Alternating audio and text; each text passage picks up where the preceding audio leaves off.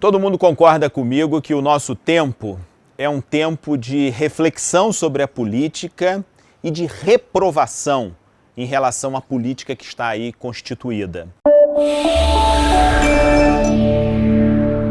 Reprovação dos políticos, reprovação dos partidos políticos e de muitas figuras políticas, pessoas que vivem e atuam na política nacional, na política estadual, na política local também. Mas a política é a forma como nós, seres humanos, nos organizamos socialmente e a forma que encontramos ao longo da história de gerir, de administrar e de fazer com que as sociedades caminhem, evoluam e possam dar os seus passos, promover trabalho, promover produção, promover condição de vida para as pessoas todas. Por isso, a negação da política e a reprovação sistemática da política é um projeto político. Um projeto político de determinados grupos que se aproveitam da reprovação das massas, dos eleitores, da população de modo geral, para esses grupos se perpetuarem no poder. Não nos enganemos.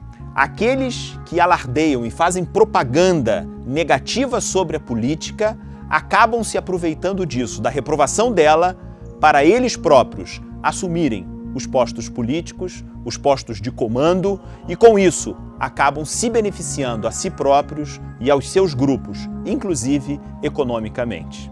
Se a gente deseja, de fato, a superação desse estado atual de coisas, na nossa cidade, no nosso estado, no país de uma maneira geral, é preciso que haja organização e reflexão política.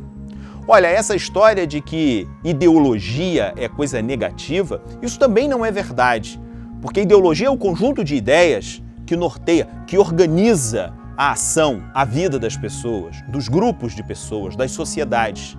Em tudo, sempre há ideologia. E não há nada de mal nisso, o confronto das ideias, a tensão das opiniões. O importante é que haja respeito, é que haja diálogo e que se perceba o que há de positivo e de negativo nessa e naquela forma de enxergar a realidade. Se a gente deseja uma sociedade melhor para os nossos filhos, para os nossos netos, se a gente deseja e anseia e luta por uma sociedade onde haja trabalho para todos, onde a dignidade de todos seja preservada e seja cultivada, é por meio da política que a gente precisa construir isso. Por isso é importante abandonar um pouco o discurso do ódio, o discurso do nós contra eles, o discurso de que há um grupo de pessoas certas e um grupo de pessoas erradas. É importante, inclusive, abandonar a ideia de que existem salvadores da pátria, messias, que podem, por si só, salvar a humanidade, salvar o país, salvar a cidade. A história de Salvador da Pátria sempre deu errado.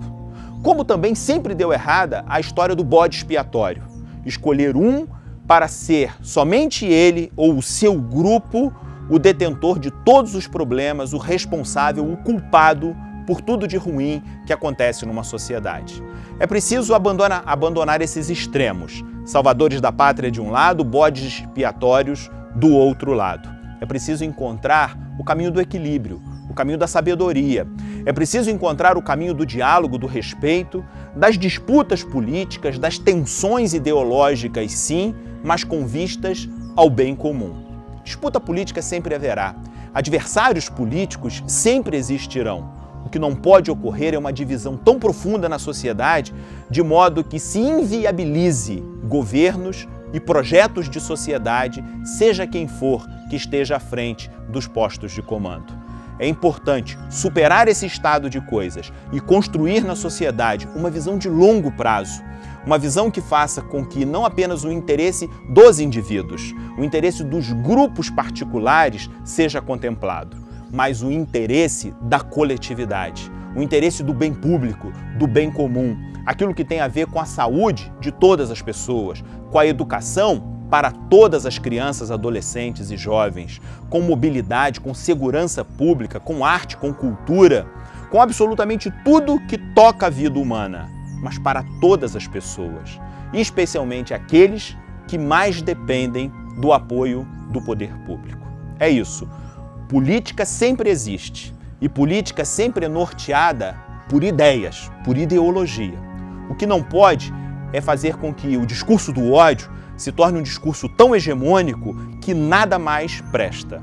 Olha, é importante a gente sempre se lembrar aquela pequena reflexão do Mia Couto. A gente que tem medo que o medo acabe. O discurso da crise, o discurso do medo é sempre uma forma ideológica de afastar as pessoas da reflexão sobre política. E a gente, movido pelo medo, cheio de medo no coração, a gente acaba por se afastar daquilo que realmente interessa, que é a construção de uma sociedade justa, digna e com paz para todos. É isso.